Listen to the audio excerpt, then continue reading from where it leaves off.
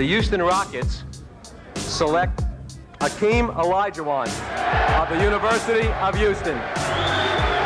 David Stern with the announcement. For their first pick, select Patrick Ewing of Georgetown.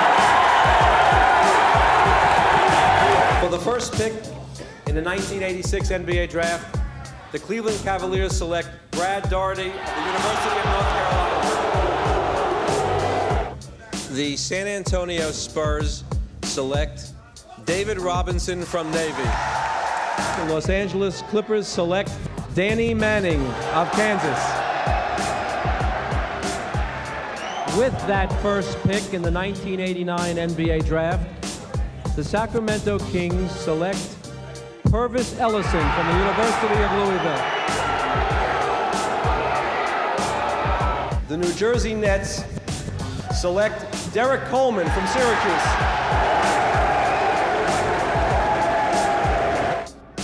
The Charlotte Hornets select Larry Johnson from University of Nevada, Las Vegas. The Orlando Magic selects Shaquille O'Neal from Louisiana State University.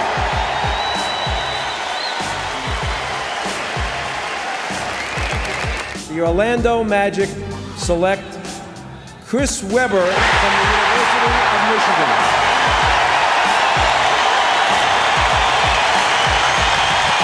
The Milwaukee Bucks select Glenn Robinson from Purdue University.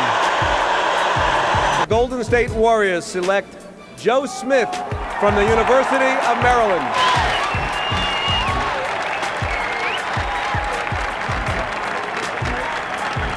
With the first pick in the 1996 NBA Draft, the Philadelphia 76ers select Allen Iverson from Georgetown University. And the San Antonio Spurs select Tim Duncan from Wake Forest University.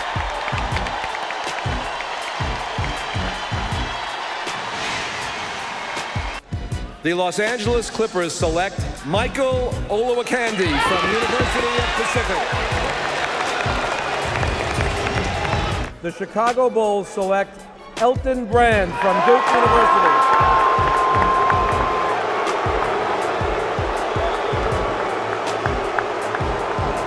With the first pick in the 2000 NBA Draft, the New Jersey Nets select Kenyon Martin from the University of Cincinnati.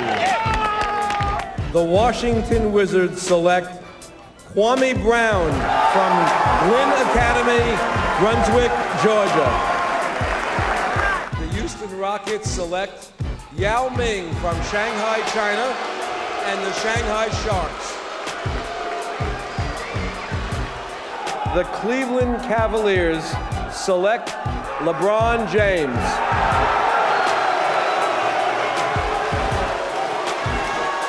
The Orlando Magic select Dwight Howard from Southwest Christian Academy. The Milwaukee Bucks select Andrew Bogut from Australia and the University of Utah.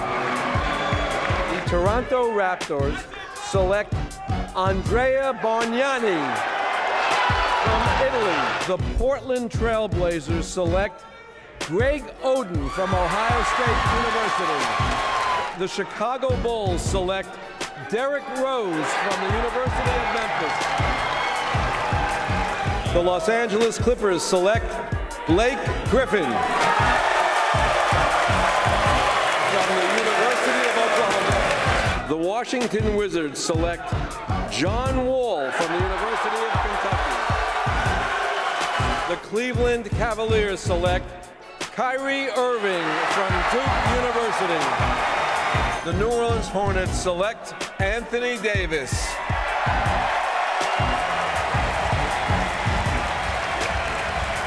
The Cleveland Cavaliers select Anthony Bennett of Toronto, Canada, and the University of Nevada, Las Vegas. The Cleveland Cavaliers select Andrew Wiggins from Toronto and the University of Kansas.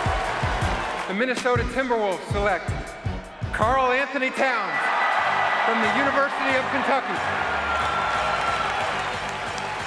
The Philadelphia 76ers. Buenas tardes, noches para todos. Largamos un nuevo Pick and Pop, el número 18. Vamos a seguir analizando los prospectos para el draft que está cada vez más cerca. También vamos a hablar un poquito de la situación de Bradley Beal, que tomó una dimensión bastante fuerte en la tarde de hoy con una información que publicó Shams. Así que, Santi querido, antes que nada, muy buenas noches. ¿Cómo te va? Ahora sí, no nos deja tranquilos Bradley Beal. Nosotros que pensábamos que íbamos a tener un sábado ameno repasando jugadores como en el capítulo pasado, ahí mirando estadísticas, videitos. Bueno, acá viene Bradley Beal a venderse por 2 pesos y una coca, como decían, un paquete de papa y una coca 600, como decían en el grupo. Bien baratito está saliendo en un jugador de el calibre de Bradley Beal. Yo creo que hoy, más que...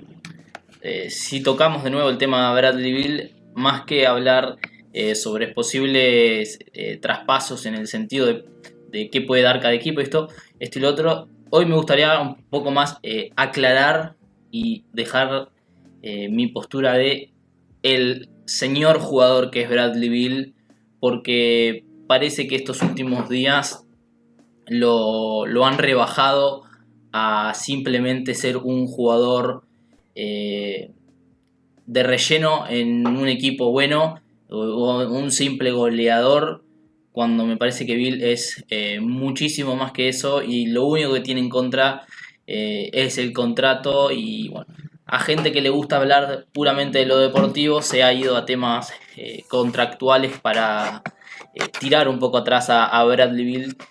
Inmerecido, me parece. Creo que es un jugador que a cualquier equipo que se vaya va a ser un diferencial grande, y también no me gusta mucho cómo se habla de Bill como un jugador que hace números en equipos malos, porque ya sabemos cómo funciona ese tema. Lo vimos con Devin Booker, lo vimos con De'Aaron Fox, lo vimos con muchos jugadores ya en el pasado, que es cuestión de estar en un equipo competente para que realmente vean su valía. Así que pasamos de solo tener el repaso de los jugadores del draft a también sumar el temita de Bradley Beal.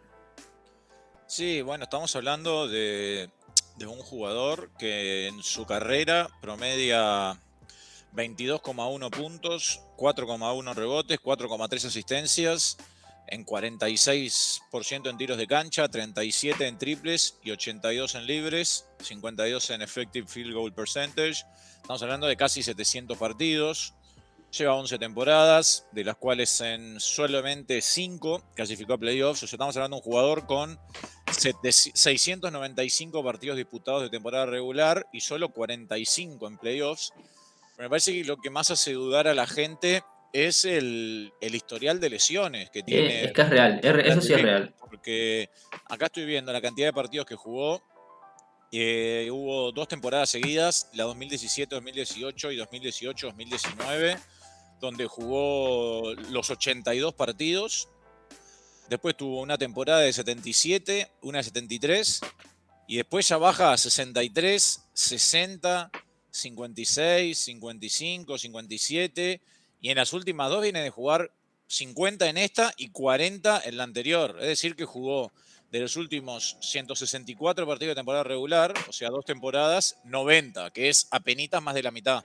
Sí, es que ese tema es real y yo no lo discuto, así como tampoco discuto lo gigantesco que es su contrato y lo significante que es hacer una inversión de 50 y pico millones de dólares en un jugador por el cual no estás seguro que vas a tener más de 70 partidos al año. Pero yo también a esto lo llevo un poco. Él ha tenido muchos problemas, más que nada musculares, desgarros. No me acuerdo cuál había sido otra. Sé que una fue el desgarro que había sufrido el año que compitió el título anotador con Stephen Curry, que se perdió varios partidos.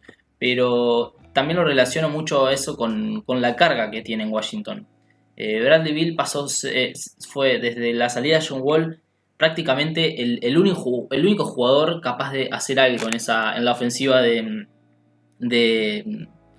Washington. Hoy revisaba que hablábamos el otro día de del usage rate, del ratio de uso, las posesiones que terminan con puntos, o con puntos no, con tiro de campo o con una pérdida de un jugador. Bradley Beal entre la 2020 y la 2022 tuvo un ratio de uso arriba del 33%, que es para un jugador no top 10, no superestrella, es muy alto. Estamos hablando de por encima de 1 de cada 4 posesiones, que era lo que decíamos el otro día. Entonces ese tipo de cosas también inciden mucho en el desgaste de un jugador. Y yo creo que en otro equipo, en otro tipo de ofensiva, con mejor compañía, se va a reducir mucho ese desgaste, al mismo tiempo de que le va a permitir dar un mayor esfuerzo en defensa. Que también es otro de los otros puntos negativos que se le tira a Bradley Beal, es su defensiva, que es real, no es un gran defensor, pero también hay que tener en cuenta eso, lo que el desgaste que hace en ataque, y bueno, en defensa tiene que reservar un poco porque acarrea una ofensiva completa. Pero estamos hablando de un jugador que promedió 30 puntos por partido en temporadas consecutivas.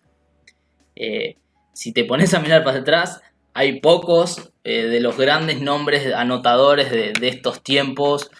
Hay pocos jugadores que hayan tenido temporadas consecutivas de 30 puntos por partido, pero la pega es esa, que nunca lo hizo en un contexto ganador. Entonces parecen 30 puntos vacíos, pero yo siempre voy a llevar el ejemplo a Devin Booker y cómo se le decía que hacía puntos vacíos en Phoenix cuando los Suns competían más por la lotería que por los playoffs, y eso se terminó girando cuando le dieron un equipo y vieron que al final, bueno, lo que necesitaba era un contexto favorable. No me olvido más de la vez de los 72 puntos de Booker, creo que fueron en cancha de Boston, que mirabas para los costados y no hay un jugador en activo hoy en día de aquel plantel, que fue 2017. Fue hace 6 años y no hay un jugador en activo de aquel plantel básicamente. Y se le pegaba a Booker por perder. Y se le pega a Bill por perder. Y en su momento se le pegaba... ¿quién fue el otro que te mencioné? A De'Aaron Fox por no ser relevante cuando hacía números en una franquicia que perdía. Entonces se pierde mucho la perspectiva, el gran jugador que es por temas globales, temas de equipo, y por eso se tira mucho atrás su valor, pero al mismo tiempo es totalmente cierto el tema de lesiones y lo contractual. Sí, ahí estaba viendo, en las últimas 4 temporadas jugó el 65% de los partidos. Claro, es muy poco. Es muy poco para la inversión que estás haciendo. Estábamos hablando también, bueno, no lo dijimos en realidad hasta ahora, pero buenas tardes, mi querido compañero Buttercup. Se pospuso Red Sox Yankees hoy, hay doble header mañana, Buttercup, así que tenés cosas para hacer el domingo. ¿Qué te estaba diciendo? Que bueno, que no lo mencionamos hasta ahora. La novedad que nos trae a hablar de Bradley Beal nuevamente es que Phoenix Suns parece estar muy cerca de él, y Miami Heat son los dos finalistas, se podría decir. Eso mismo, se dice que son los 2 equipos finalistas por la ficha de Beal, que recordamos tiene la opción de la cláusula de no traspaso, por lo cual él decide a dónde se va. No sé si vos tenés por ahí las ofertas, los paquetes posibles por Beal que salieron hoy. No tengo idea. Lo único que sé y que leí que me llamó la atención es que la oferta de Miami no incluiría a Tyler Herro, cuando uno por sentido común pensaría que eso hubiese sido el caballo de batalla. Parecería que Herro está fuera del paquete. Leí que Washington quiere tanto a Nikola Jovic como a Highsmith, y después lo otro que leí fue lo que mandaste vos a uno de los grupos, que Es hermoso eso. Que como es que el representante de Bradley Beal es el hijo del nuevo CEO de Phoenix o algo así. Exactamente, el representante de Bradley Beal, bueno, tiene línea más que directa con la gerencia de los Suns, porque bueno, es el padre, su padre es el CEO de Phoenix, como bien dijiste.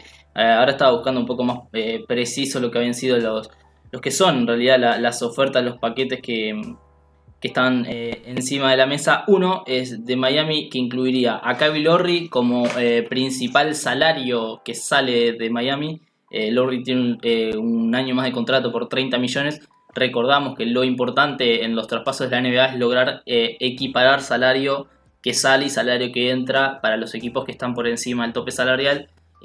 Miami es uno de esos, entonces hay algún par de excepciones que te permiten no dar exactamente la misma cantidad y recibir más, pero bueno, no vamos a entrar mucho en eso porque es demasiado profundo. Pero el eje salarial del traspaso sería Kyle Lowry, acompañado de Víctor Oladipo y Duncan Robinson. Parece que el Tyler Hero está por fuera de las negociaciones, y después como relleno salarial sería Nikola Jovic y Haywood Highsmith, dos jugadores jóvenes, promesas de Miami, Jovic más que Highsmith, y después la compensación de draft que hoy hablábamos. Puede ser sustancial o no, dependiendo de cuánto empuje el movimiento Bradley Beal y cuánto sea una puja entre Phoenix y Miami. Miami tiene prácticamente todas sus primeras rondas para entregar. Phoenix no tiene ninguna primera ronda para entregar. Tiene solo derechos de cambio en el futuro. Así que ahí va a haber una gran traba. Y después el otro paquete, que es de Phoenix, parece que DeAndre Ayton va a quedar por afuera también del traspaso, y el eje salarial, como decíamos antes de Miami, va a ser Chris Paul en este caso. Chris Paul acompañado de Landry Shamet, Torrey Craig se hablaba también, y bueno, compensación de draft con más que nada picks de segunda ronda. Pero bueno, se dice que Chris Paul y Shamet serían suficientes como para lograr el cambio, porque es lo que hablábamos el capítulo pasado, ¿no? Es básicamente una agencia libre de Bradley Beal, porque Washington está 100% decidido, y era lo que hoy quería intentar dejar en claro, que parecía de pesado, pero es que es realmente lo que está pasando.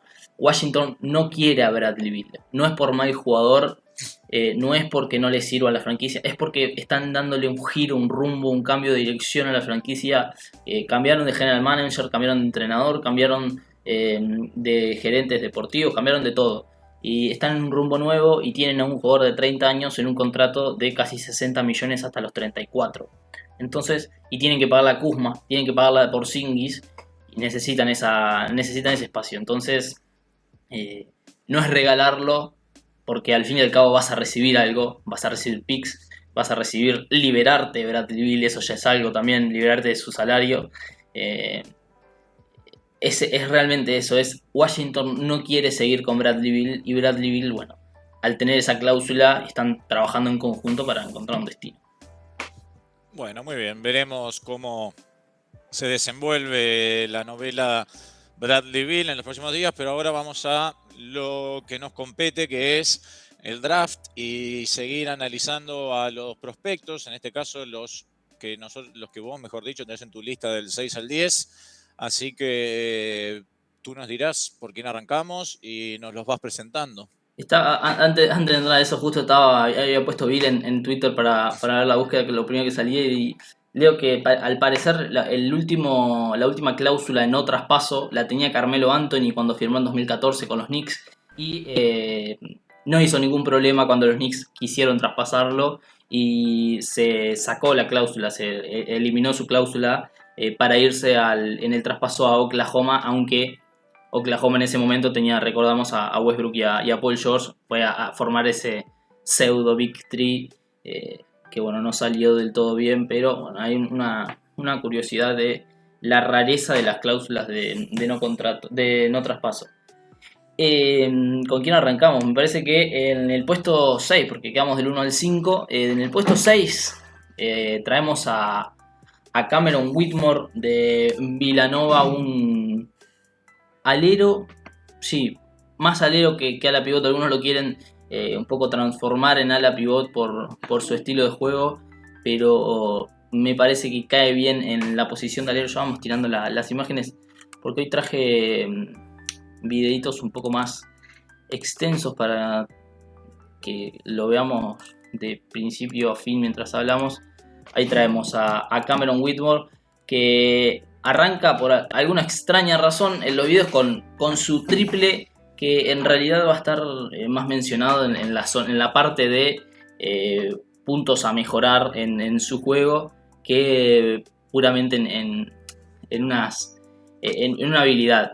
Ahí ya empezamos a ver lo que es la capacidad atlética de Cameron Whitmore. Es uno de esos atletas diferenciales que tanto venimos nombrando. Yo me acuerdo que en la guía hablando de Whitmore, puse que seguíamos con la lluvia de atletas elite, porque venía a hablar de Amen Thompson, de Scoot Henderson. Entonces Whitmore, como estamos viendo, tiene esa ferocidad en las hundidas, que nos recuerda mucho al Zion Williamson de college, por su estilo de juego bien hacia el aro.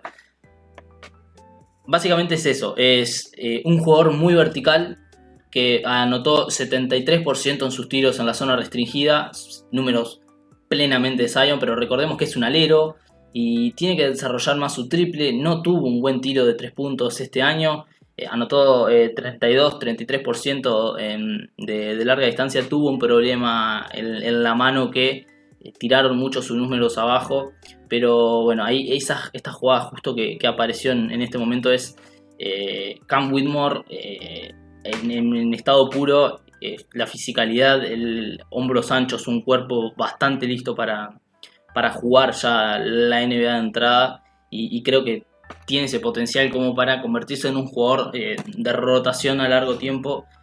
Ahora te dejo con los números si los tenés por ahí y después desarrollamos un poco más. No los tengo, pero los busco rápidamente en la página que me hiciste descubrir el otro día. No la encuentro. ¿Cómo era? Tankathon. Tankathon. Estaba jugando por Dunk otra vez, por hundida. ¿Cómo se llama el muchacho?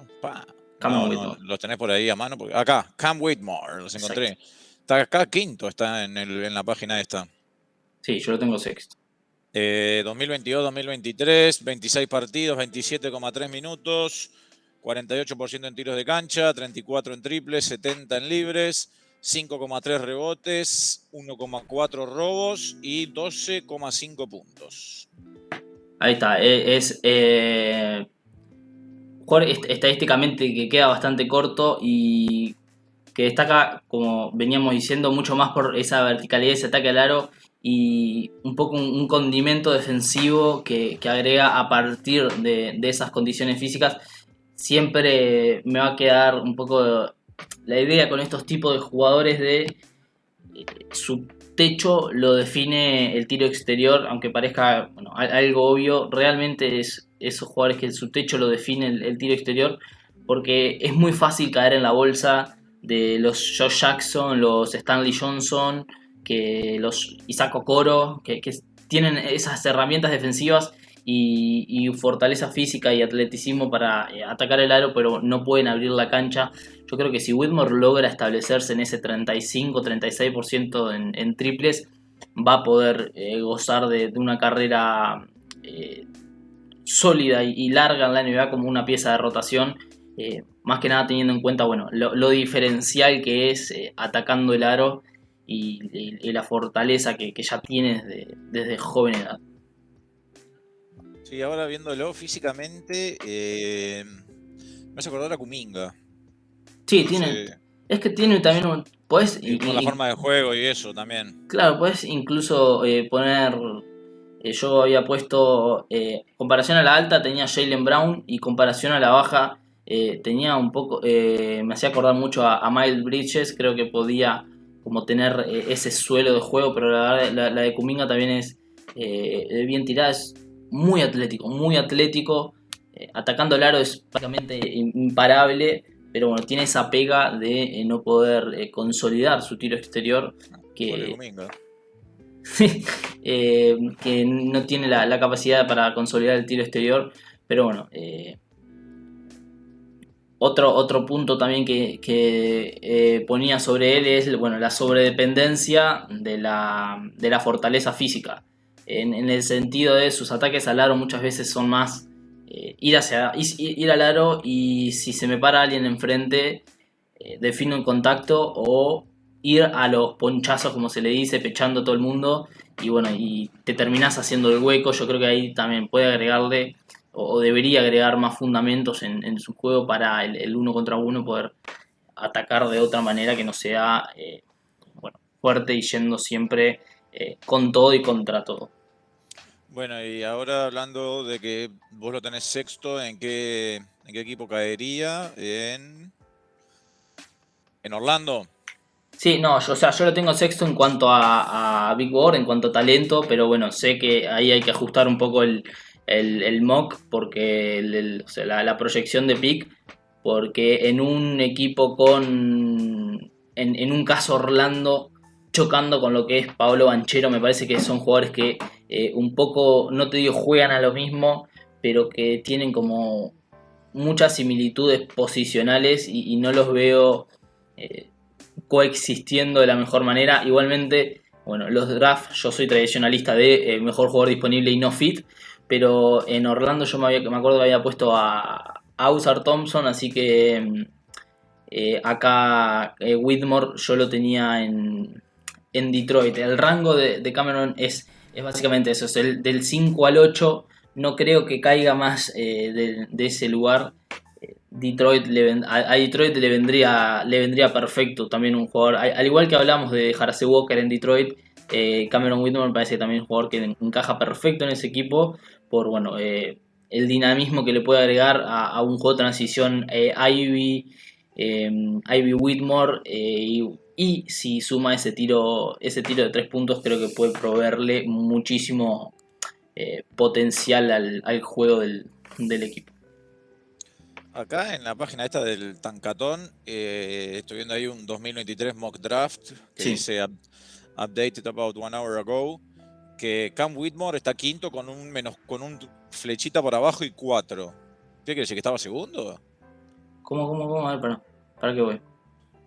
Me aparece acá Cam Whitmore, me parece quinto, Detroit, y con una flechita para abajo que dice 4. Supongo yo que es que... Debe ser a cómo arrancaron el... Ah, o sea, que arrancó. No, el 4 es las posiciones que bajó Detroit en el sorteo. Detroit, Ah. sí, eso es. Detroit tenía la segunda probabilidad y bajó al... Sí, era eso. Ah, está, bueno, muy bien. Sí, no, porque pensé que podía ser el ranking de pretemporada, pero no, tampoco tenía mucho sentido. Sí, es que Y es ahí el rango. Viendo lo que es por lo menos el top 10 de Tancatón, Whitmore es el más joven de todos, porque tiene 18,9 años. Después están Henderson y Wembanyama con 19,4. Brandon Miller, que lo vimos el otro día, 26. Y Amen Thompson, al igual que Ausar, que creo que es el que vamos a ver ahora, 24. Ah, y Jarasi Walker, que ya lo vimos también, 19,8. Exacto, sí. Yo tengo la versión móvil que no me deja ver las edades, pero ahí pude.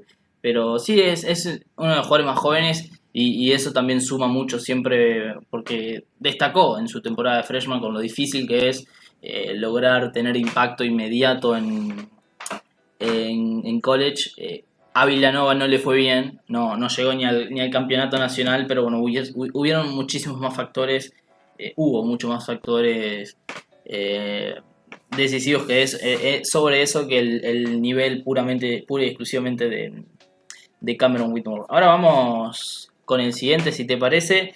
En la posición 7 de mi Big Board, en el orden de la guía, no llega Thompson todavía, pero el que sí llega es a Anthony Black, el escolta alero de la Universidad de Arkansas, que jugó esta temporada contra Santi Vescovi. Anthony Black, Arkansas, 19,4 años, 12,8 puntos, 5,1 rebotes, 3,9 asistencias, 2,1 recuperos y 0,6 tapas, jugando en Arkansas, como decías vos. Tiró 30% en triples y 70% libres, y allí ya nos hacemos un poco ya la idea de... Sí, 30% en triples, embocando 0,8 y tirando 2,6, 45 en cancha y 70 en libres, tirando 5,3 por partido. Para mí, Black es uno de mis jugadores predilectos de este draft, porque me parece que provee algo que no hemos visto mucho en las últimas temporadas, que es en las últimas generaciones, básicamente, que es una habilidad espectacular para ser creador de juego, un playmaker en la posición de alero. arriba de los 2 metros, creo que están 2.3, 2.4 fue las medidas en el Pro Day. Y es un pasador espectacular, uno de los mejores asistidores uno de los mejores pasadores, no tan asistidores, porque bueno, creo que para decir mejor asistidor, el tiro tiene que ir adentro del compañero, pero es uno de los mejores pasadores de esta generación, porque bueno, combina a la perfección esa estatura con habilidad para crear juego, que lo puede hacer muy, muy diferencial desde la posición de alero. A mí se me ocurre el intento que hizo Orlando con Franz Wagner de jugar de base en la última mitad de la segunda mitad de temporada. Bueno, entonces un poco esa la idea de la carta de presentación de su juego es la habilidad para crear y asistir desde la posición de 3. Al mismo tiempo es probablemente, junto a otros jugadores que veremos más adelante, no creo que hoy, pero de los mejores defensores perimetrales que tiene esta generación, por lo mismo, porque ya traes un jugador de buena estatura, con buen físico, con buena complexión, ancho de hombros, que se desliza muy bien sobre la cancha, es muy ágil, muy atlético, y eso le permite mantenerse frente a su rival la mayor de las ocasiones, además de ser muy inteligente y palmear muchas pelotas. Eso se representa muy bien en sus 2 robos por partido, la mayoría de esos palmeando pases y sí, palmeando pases y metiéndose en las vías de los rivales. Bueno, ahí lo estoy viendo. Yo, como ya te dije la otra vez, los estoy conociendo acá con los videos que me estás mostrando. Y estaba pensando a ver si se me ocurría algún jugador a modo de comparación. Y me costó. Llegué a un Iguodala. Sí, yo capaz que Iguodala, no lo pongo a la altura defensiva de Iguodala. Yo tenía comparación a la alta y siendo no tan bueno con Anthony Black, porque es como decís, cuesta mucho, porque es un perfil no muy visto de un jugador de esta estatura, siendo la calidad de pasador. Bueno, pero me imaginé un Josh Giddey, que también está arriba de los 2 metros y es un excelente pasador, suma muchos rebotes, le falta muchísimo tiro, pero me parece que tiene un poco esa...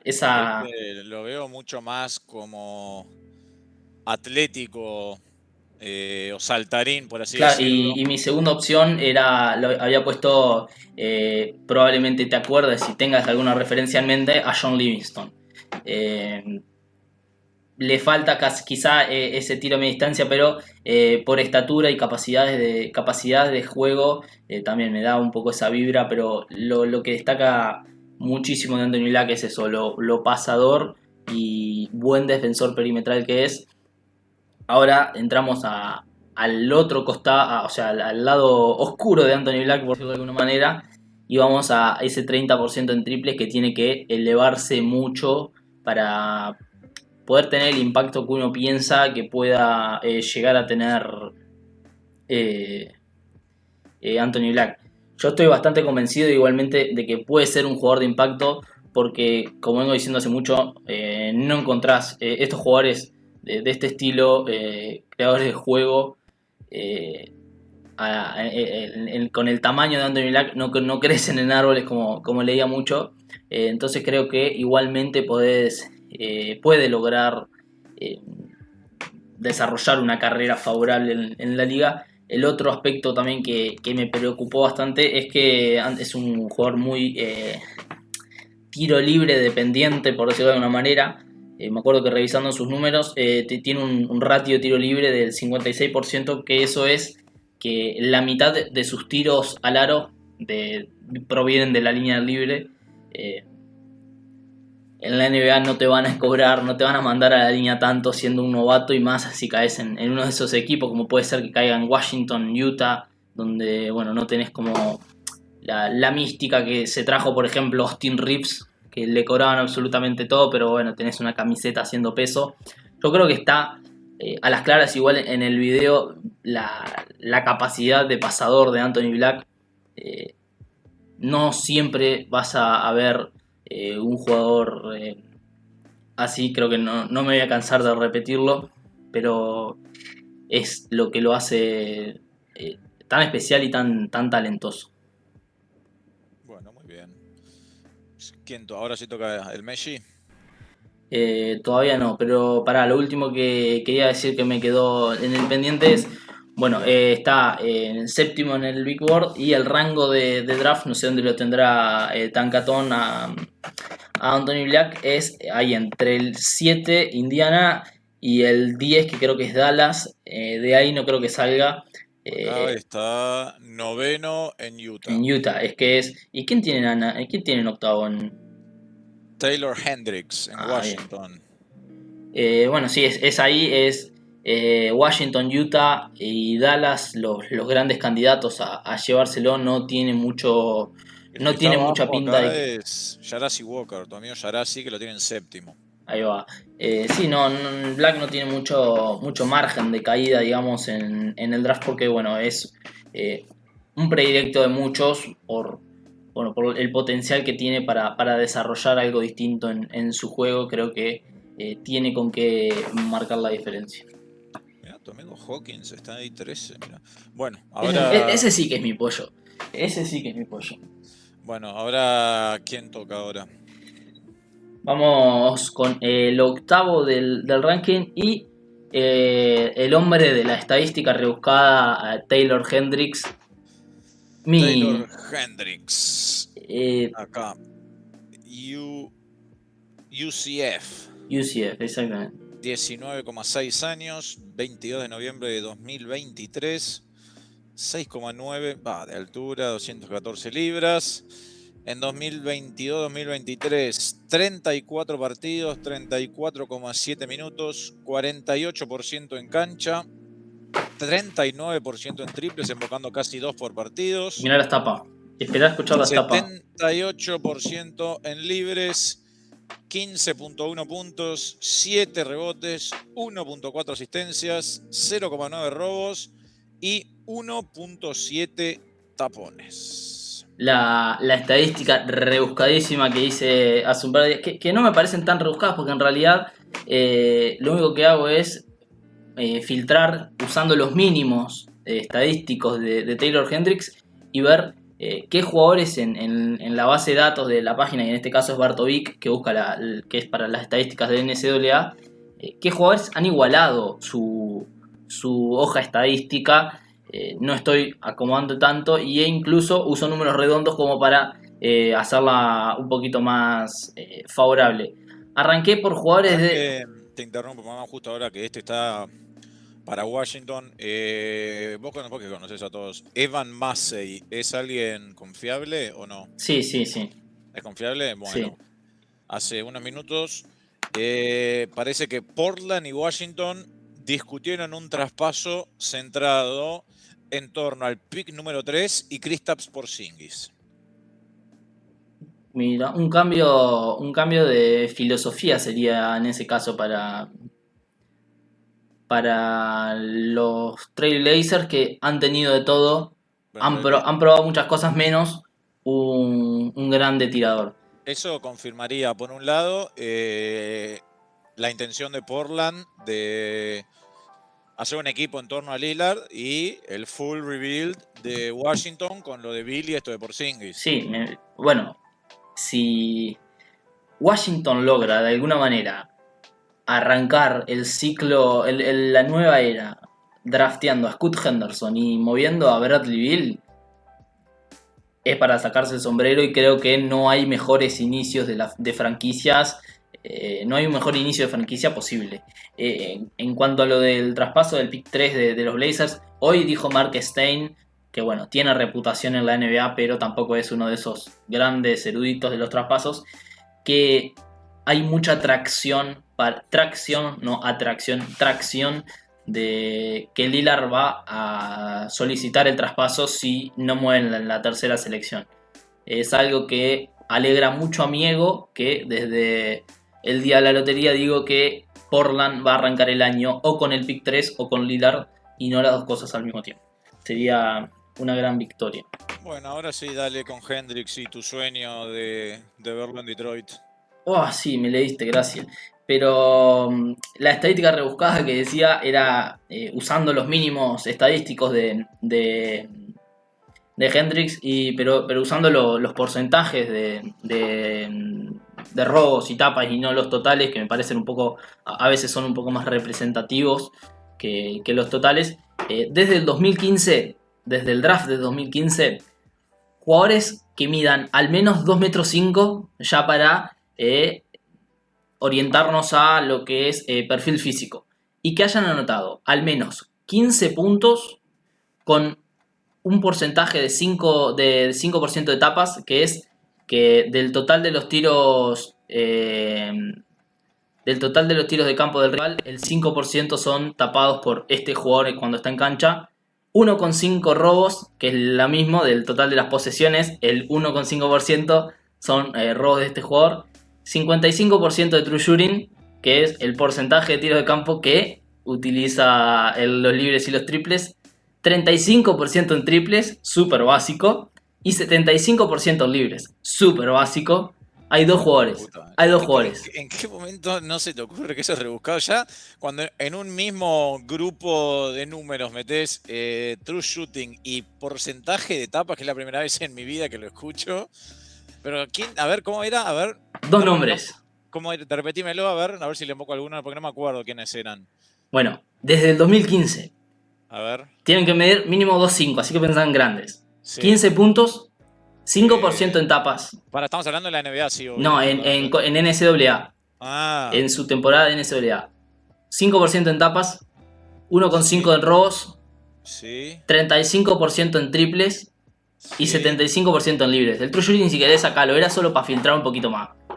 Me mata tenía un nombre cantado, pero el 35% en triples me hace dudar. ¿Quién era el nombre? Anthony Davis. Bueno, no. Y Anthony Davis lo emparejé con otra estadística rebuscada de otro jugador. Que ya te la voy a tirar porque ahora que agarre el ritmo. 2.05, muchas tapas, buen porcentaje en triples. Pero pensalo, creo que si lo traes a NBA también te das cuenta. No tiene por ser necesariamente... No, yo estoy pensando en la NBA, obviamente. Ah, bueno, no sí. Estoy pensando en la NCAA. Estoy pensando en la NBA, pero hay demasiado... Porzingis, ¿no? No sé. Dale, porque si no puedo estar 3 horas pensando. Bueno. ¿Quiénes son? Jugadores que lograron todos esos mínimos estadísticos. Taylor Hendrix en 2023 y el jugador defensivo del año, Jaren Jackson Jr. en 2018. Creo que es la ejemplificación perfecta del estilo de jugador. Del estilo de juego y las capacidades que tiene Taylor Hendrix. Y ahora que me hiciste acordar... Mostrámelo a ver al bueno de Taylor. Ahora voy, pero te voy a tirar la otra que dice. Jugadores de primer año, ojo, esta me encanta. Cuando filtro freshman es caviar. Jugadores de primer año en las últimas 15 temporadas de NCAA, que es lo que tiene la database, con al menos, ojo, 15% en tapas. Ojo, 15% en tapas. Esa ya sé para quién es. Ya sé quién es el que está ahí porque es el muchacho este de Duke. 15% en rebotes defensivos y 65% en tiros de 2 puntos. Ahí está Anthony Davis. Y entonces. un más 5 en el plus-minus defensivo. Ahí está Anthony Davis. Anthony Davis 2012, Derek Lively 2023. Nada. Es rebuscado, me encanta hacerlo. Soy fanático de esta. No había visto el promedio de tapas del Lively, qué locura. Ah, no, está en 36 minutos. Fanático de hacer estas búsquedas que terminan dejando como ídolos, como gigantes a un jugador. Vamos con Taylor Hendrix. Entonces yo creo que después de la comparación igualmente con Jaren Jackson Jr. nos podemos hacer mucho la idea de qué es lo que podemos empezar a ver de su juego. Yo tenía comparación a la alta, obviamente Jaren Jackson, comparación a la baja, Jaden McDaniels, porque sí o sí la defensa de Hendrix se va a trasladar a la NBA. No veo cómo no pueda repetir la producción, capaz no producción estadística, pero sí en cuanto a impacto defensivo. Yo creo que siendo un ala pivot es un grandísimo defensa interior. Arrancamos con súper atlético, ya se está viendo en varias jugadas, definiendo con la cabeza por encima del aro fácilmente. muy ágil para levantarse, no es esos pivots, esos hombres grandes que son toscos, lentos, y un grandísimo defensa interior, principalmente desde el lado débil, con muy buenas tapas saltando desde la ayuda. Ahora empezamos a expandir un poco su juego, y creo que el segundo punto que te compra Hendrix es ese porcentaje de triples, que no es tampoco tirando 2 por partido, 3 por partido, es un porcentaje de triples con un uso bastante elevado, no es poca cosa lo que hace, y ha mostrado buenos flashes para generarse esos triples, esos tiros de media y larga distancia. No es pura y exclusivamente un tirador a pie firme. He visto varios partidos de él en los cuales agarra la pelota en el perímetro y busca. Esta etapa es bestial, fenomenal. Agarra la pelota y busca generarse los puntos, pero igualmente es un punto que está bastante crudo, que tiene mucho trabajo que hacer, pero las herramientas las tiene, entonces eso lo compras todo el día, no hay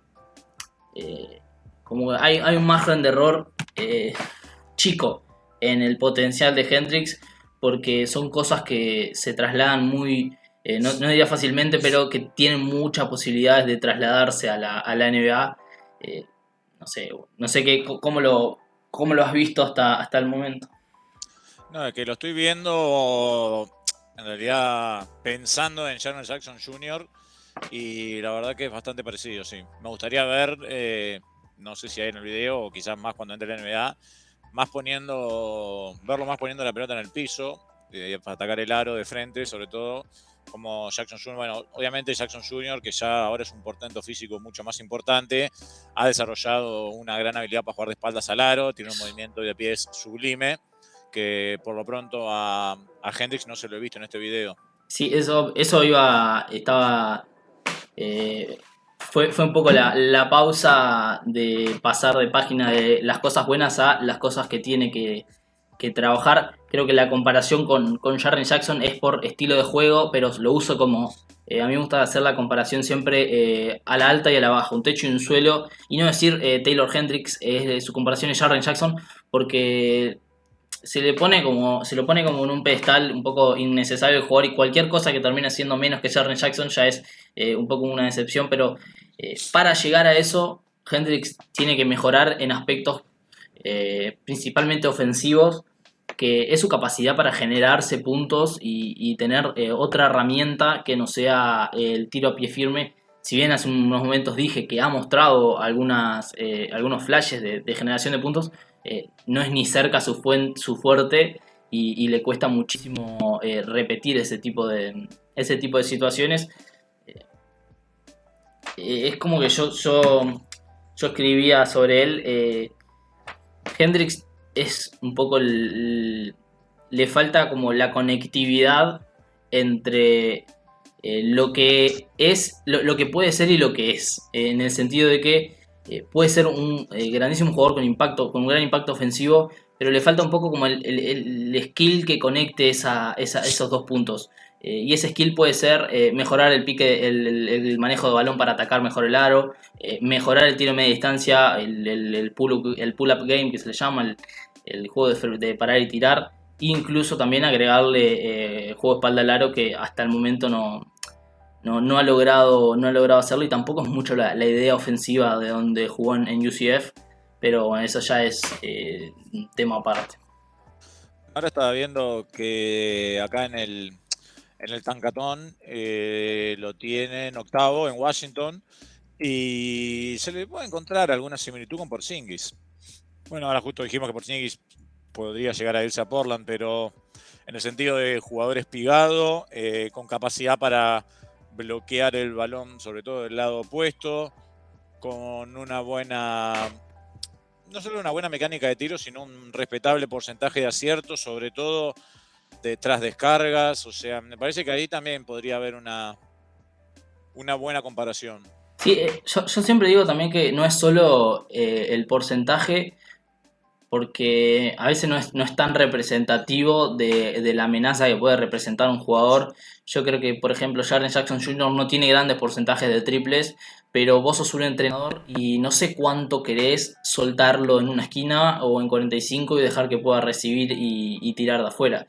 Creo que siempre es, bueno, si no estás metiendo, que por lo menos igualmente representes una amenaza de que en cualquier momento esos tiros pueden llegar a entrar y no liberes tanto al jugador. Creo que Hendrix puede proveer eso, ser otro punto de presión para la defensa, de tener cuidado en otra cosa que puede hacer este jugador.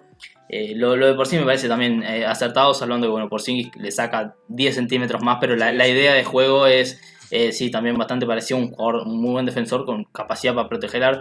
Incluso creo que puedes achicar una alineación jugando con Hendrix de 5 por algún que otro minuto, no tanto de corrido, y poder igualmente y salir bien parado. Acá esta otra etapa espectacular, me acuerdo de este clip haberlo guardado ya hace un par de meses. Doble defensa, protege el aro, impide el tiro, queda mal parado e igualmente sube para bloquear el siguiente lanzamiento.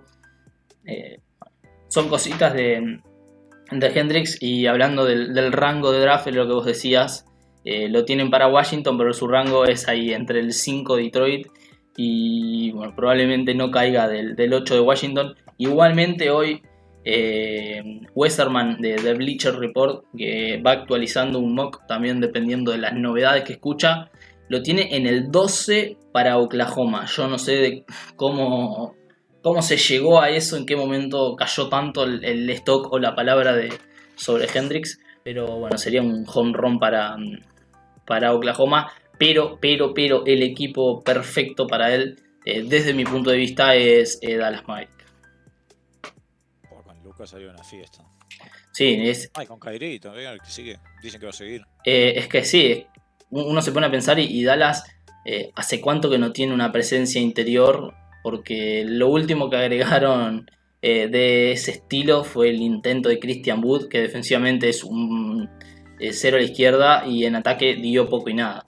Y ese es un Finney Smith del otro lado, bastante también. Entonces acá agregás una grandísima, pero no, las tapas que están que empezaron en estos últimos 3 o 4 clips son tremendas, pero es eso, es muchísimo potencial defensivo sumado a una buena capacidad de tiro con mucha posibilidad de crecimiento, que lo pueden convertir en un jugador mucho más que de rol, de esos jugadores que te terminan saliendo caros en el plantel y te terminas replanteando las cosas. Muy bien. ¿Con quién seguimos? Vamos con Hauser, pero yo te voy a hacer una pausita, vamos con un vasito de agua. Bueno, mientras, ya que vamos con Ausar Thompson, lo voy contando a la gente, para quienes no vieron el capítulo anterior. Ausar Thompson tiene un mellizo, se llama Amen Thompson, que no jugaron ni G-League ni universidades, jugaron en algo que se llama Overtime Elite, que es una especie de liga privada.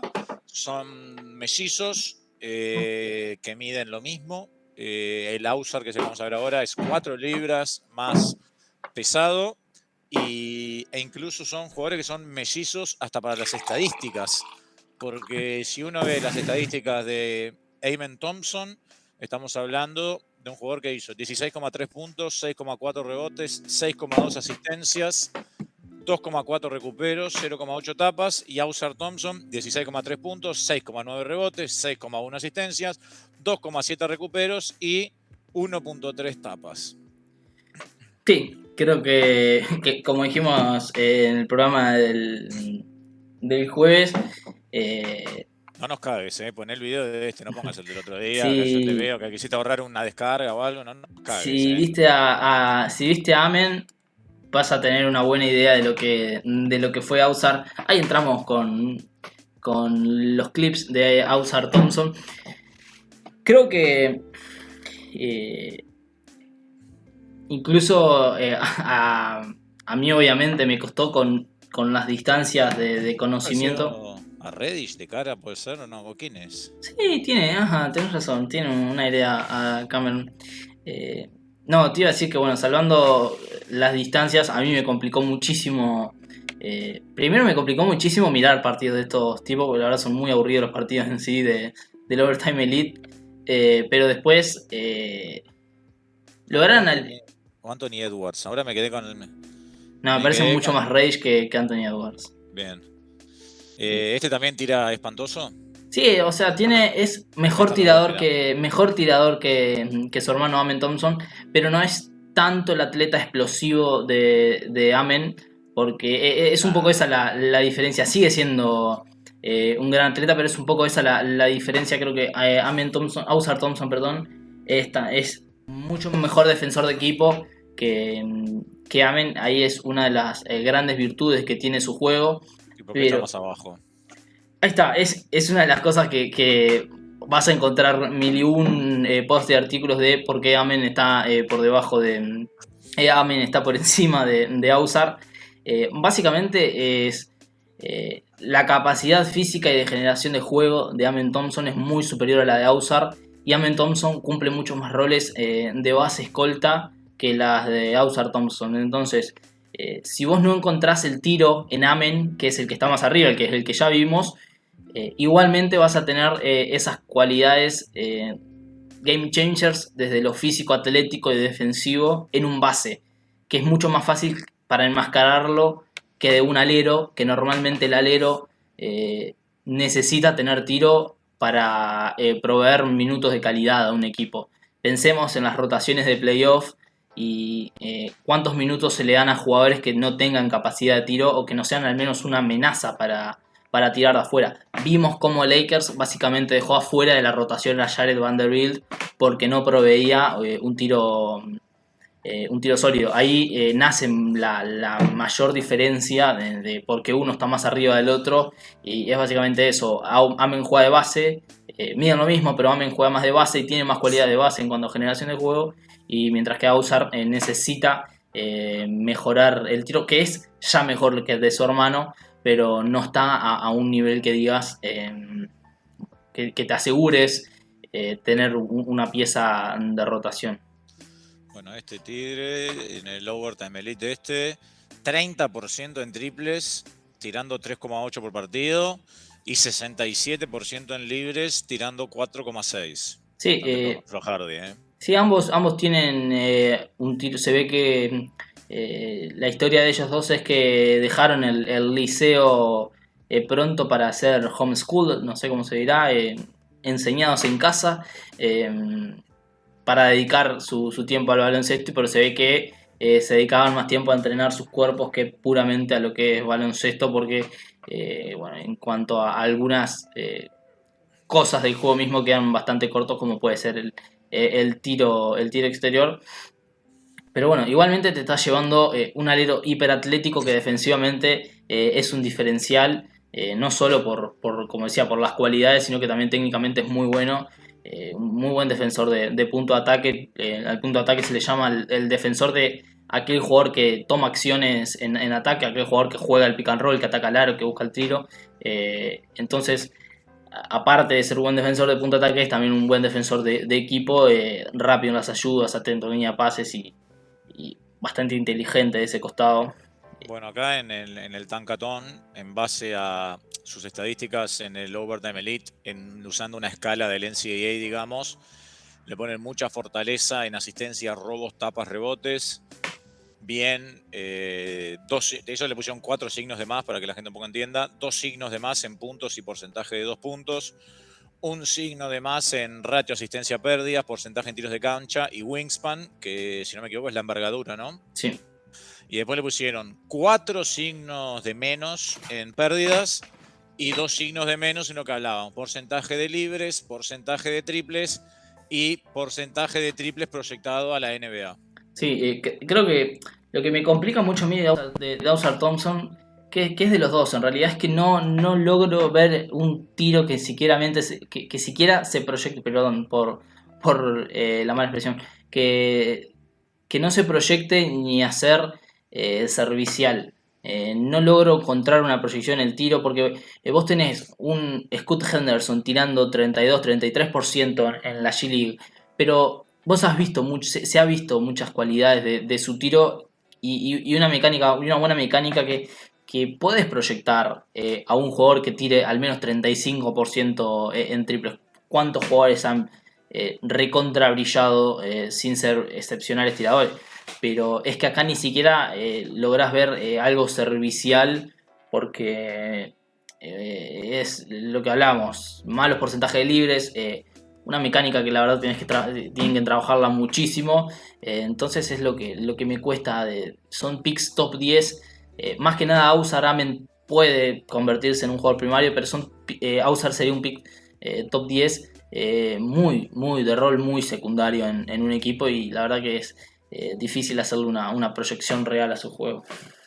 Sí, acá estoy viendo la comparación esa y bueno, como decíamos, en Tancatón a Ausar le ponen 4, 8, 12, 16, 18, 20, 23 signos de más, digamos, y 4, 6, 8, 10 de menos, y Amen tiene 4, 8, 12, 16, 19, 22, 24, 26, 28, 30 de más y 16 de menos. Claro, es lo que te decía un poco, ¿viste?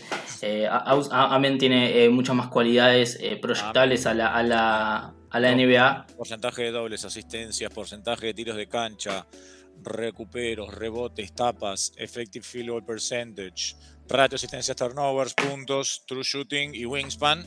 Y después negativo fuerte, pérdidas y porcentaje de triples, tanto actual como proyectado.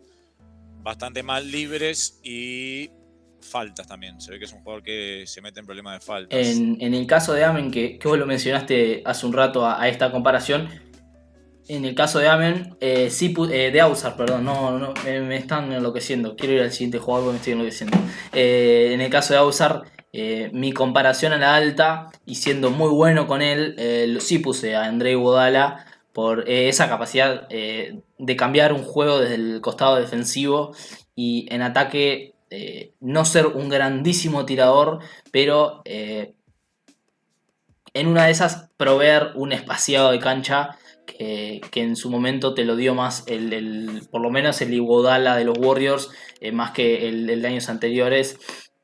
Que bueno, es una comparación muy buena en el sentido de ser como un poco solidario con su juego, pero creo que le puede llegar a hacer justicia. Y a la baja puse un poco el cierre de carrera de Robert Covington, que también buscando esos jugadores que en la defensa puedan cambiar un partido, pero que en ataque no provean tanto por las fallas de su juego y la limitación que eso va a tener en su rol futuro, ¿no? Bueno, pasamos al último del día de hoy, que ahora viendo un poco cómo está tanto en el mock draft de Tancatón como en el Big Board, te quiero escuchar, ¿por qué lo tenés tan arriba vos? Porque además acá tiene muchísimo más rojo que verde, casi no tiene verdes. Y en cuanto a fortalezas y debilidades de sus estadísticas, estamos hablando de Keyonte George. Pero, ¿dónde está en el mock? Acá está, pero está 15, tampoco... tampoco lo tiré tan arriba. Bueno, vos lo tenés décimo y acá ya me lo tienen fuera de la lotería. Bueno, 15 para Atlanta en el mock, 14 en el Big Board. Estamos hablando de un jugador de Baylor, una de las mejores universidades que hay. Déjame hacer mi caso. 19. Yo lo presento y después vos presentás tu caso. Yo lo presento estadísticamente y vos presentás tu caso. Adelante. Conceptualmente. 19,6 años. Temporada pasada, 33 partidos, 28,6 minutos, 15,3 puntos con 38% en cancha, 34% en triples, embocando 2,3 por partido, 79% en libres, 4,2 rebotes, 2,8 asistencias, 1,1 recuperos, 2,9 pérdidas.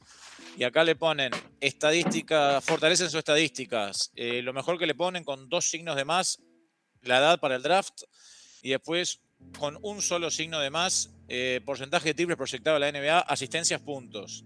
Y ahora prepárense, negativo, con 3 signos de menos, pérdidas, porcentaje de tiros de cancha, porcentaje de 2 puntos.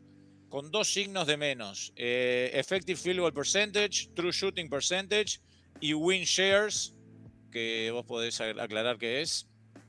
Es como una ecuación que calcula las victorias añadidas por el impacto de un jugador. básicamente. Bueno. Y después con un signo de menos, defensive win shares, offensive win shares, defensive box más menos, bastante rebuscadas. Ajá. Venga. Tapas, ratio asistencia pérdida, porcentaje de triples, faltas y más menos, tanto general como defensivo. Y lo ponen como el cuarto mejor shooting guard del draft después de los 3 que ya vimos, los 2 Thompson y Anthony Black. Mientras yo en mi caso, yo quiero que vos lo veas. Yo quiero que vos lo veas. Estoy cerrando esto porque ya no lo vamos a precisar más hoy. Y ya pues, ¿es este blanquito que tiró acá? Sí, ahí lo vi. Yo quiero que vos lo veas y A ver. ya sé que son highlights y en las highlights todos meten, todos son buenos, pero yo creo que veas las herramientas. Quiero que en un highlight, aunque meta, vos tenés que mirar el proceso que hace un jugador para la capacidad atlética, la capacidad de fintas, la capacidad de tiro, la buena mecánica de tiro. A mí lo que me compra muchísimo de Keyonte George es lo muy buen anotador que es y no me interesan los porcentajes en college porque es un jugador que tiene la ofensiva armada mucho para él, entonces siempre van a tener un golpecito. Si Keyonte George fuese el jugador que soy, tirándote 50% del campo, estamos hablando de un pick top 5. Obviamente algo negativo tiene que tener. No lo tengo 1, 2, 3, lo tengo 10. Para un jugador que me parece un anotador sumamente explosivo, que es para mí el quizá gran candidato, contando el otro día. Mi pregunta que te hice el otro día de cuántos jugadores pensás, cuántos novatos pensás que jugaron más de 20 minutos y cuántos jugaron más de 15, fue porque estaba intentando hacer como una proyección de puntos por partido de Keyonte George, y yo creo que tiene la capacidad de poder jugar al menos 15-20 minutos y terminar siendo un anotador, uno de los mejores anotadores entre novatos de la temporada. Puntos fuertes es la gran capacidad para generarse puntos de forma individual, la capacidad de 1 contra 1 y no solo desde el tiro de 3 puntos, sino que me parece un muy buen anotador a 3 niveles, porque puede atacar el aro, ataca bien con las 2 manos, sabe definir, pero tiene la capacidad para definir en contacto, absorber el contacto, porque también es fuerte. El triple es una bestia, es una máquina de 3 puntos y no es ese típico tirador de pie firme, que es lo que quiero remarcar, es la capacidad de poder generarse esos triples saliendo de cortina, desde el pique, desde una finta. Entonces nace un poco de ese lado, es lo diferencial que puede ser desde el costado ofensivo. Sí, no sé a ver qué comparación le metiste. Yo le veo una... mi comparación sobre todo a nivel anotador, no tanto pasador, Jordan Clarkson. Yo puse, a la alta puse Bradley Beal, a la baja puse Gary Harris, pero bueno, sí, lo de Jordan Clarkson se puede ver también. Creo que me fui más al lado de, fui más al lado de si no logra ser un gran anotador 1 por 1, por lo menos lo que estoy seguro que se va a trasladar va a ser el tiro de 3 puntos. Entonces me fui más por a la baja con un Gary Harris, un gran tirador abierto, o un Bradley Beal que tiene esa capacidad dual de atacar muy bien el aro, pero también tener un tiro de media y larga distancia más que respetable.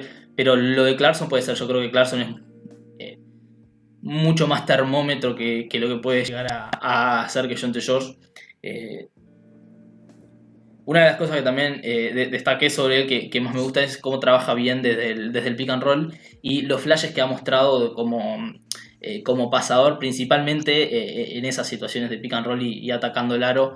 Si bien no es su carta de presentación y su fuerte, creo que puede trasladarlo. Esto me acuerdo de este clip, lo agarré en vivo este partido, me acuerdo. Justo que va a pasar ahora, que es una doble marca que él la divide y cuando salta la ayuda hace la descarga sencilla, que termina siendo una lectura básica, pero lo que me llamó fue cómo pudo salir de dividir este largo y hacer la lectura rápida y el pase al costado. Ahora, si vamos al lado negativo, que es un poco por lo que muy probablemente caiga de la lotería.